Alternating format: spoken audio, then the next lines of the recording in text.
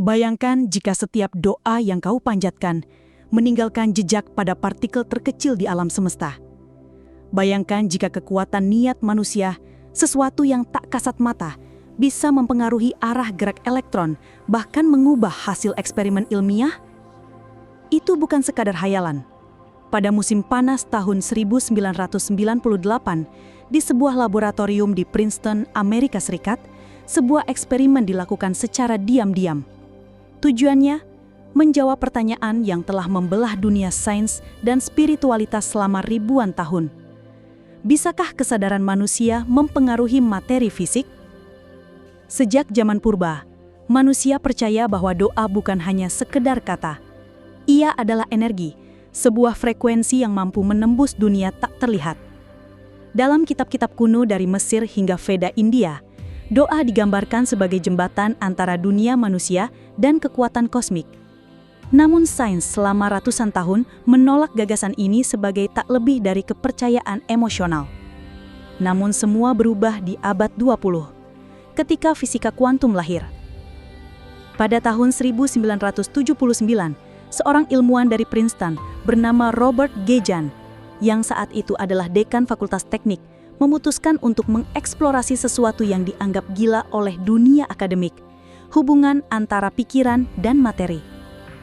Ia membentuk laboratorium PEAR, Princeton Engineering Anomalies Research. Disinilah dimulai serangkaian eksperimen rahasia selama lebih dari 20 tahun yang mencoba menguji satu hal. Apakah niat manusia dapat mempengaruhi hasil sistem fisik yang acak? Alat yang digunakan? Sebuah random event generator, mesin yang menghasilkan angka acak seperti melempar koin jutaan kali. Jika pikiran manusia benar-benar tak punya pengaruh, hasil yang dihasilkan selalu 50-50. Tapi yang terjadi mengejutkan. Dalam salah satu eksperimen paling mencengangkan, relawan diminta untuk berdoa dalam hati atau memfokuskan niat positif pada mesin tersebut, meski mereka duduk di ruangan berbeda, bahkan kadang di benua berbeda.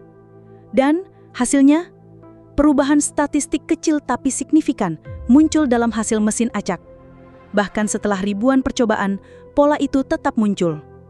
Robert Jahn dan koleganya menyebutnya sebagai the effect of intention, efek dari niat. Lalu apa sebenarnya yang terjadi? Apakah niat manusia mengirimkan sinyal tak terlihat? Atau adakah partikel kuantum yang mampu merespon kesadaran? Teori fisika kuantum mengajarkan bahwa pengamat mempengaruhi realitas. Dalam eksperimen double slit yang terkenal, partikel cahaya atau foton berperilaku berbeda tergantung pada apakah ia diamati atau tidak.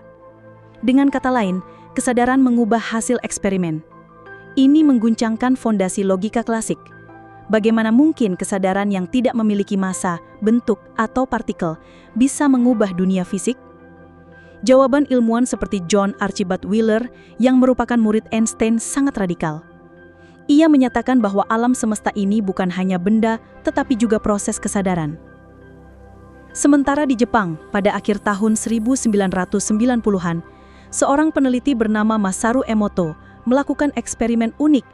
Ia membekukan air yang telah didoakan dan membandingkan kristalnya dengan air yang tidak diperlakukan apa-apa. Hasilnya, air yang didoakan dengan kasih membentuk kristal yang indah dan simetris. Air yang diberi kata negatif membentuk struktur acak yang rusak. Walau banyak ilmuwan menyebut eksperimen ini tidak memenuhi standar akademik ketat, fakta bahwa banyak hasilnya konsisten dan bisa direplikasi oleh tim independen membuat publik tercengang.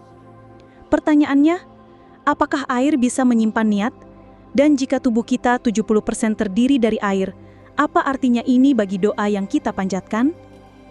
Masuk ke tahun 2001.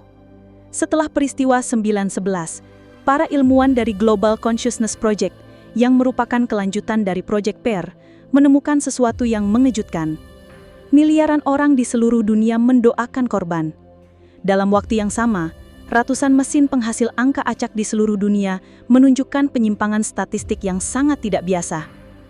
Seolah-olah, pikiran kolektif manusia mempengaruhi perangkat elektronik secara global.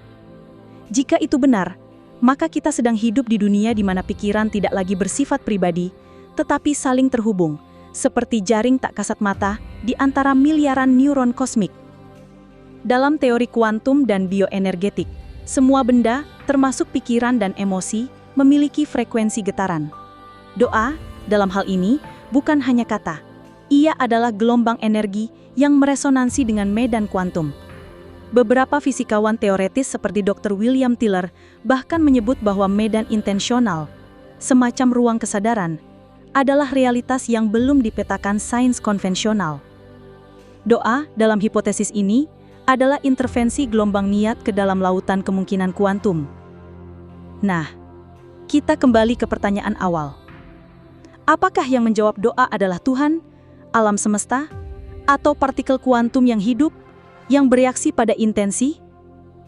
Para fisikawan spiritual seperti Amit Goswami menyebutnya sebagai quantum consciousness, bahwa realitas terbentuk dari kolaborasi antara pengamat dan potensi kuantum. Namun sains belum sepenuhnya bisa mengkonfirmasi atau menolaknya. Dan di sanalah letak keindahannya. Doa adalah jembatan antara yang diketahui dan yang belum terungkap. Hari ini, kita hidup di masa di mana batas antara sains dan spiritualitas tidak lagi setegas dulu. Fisika kuantum membuka jendela kepada kemungkinan bahwa kesadaran, niat, doa, dan harapan mungkin memiliki tempat di jantung realitas itu sendiri. Pertanyaannya, jika satu niat bisa mempengaruhi partikel, lalu bagaimana jika satu umat manusia berdoa bersama? Apakah kita akan membentuk ulang kenyataan itu sendiri? Subscribe, like, dan saya tunggu jawaban kamu di kolom komentar.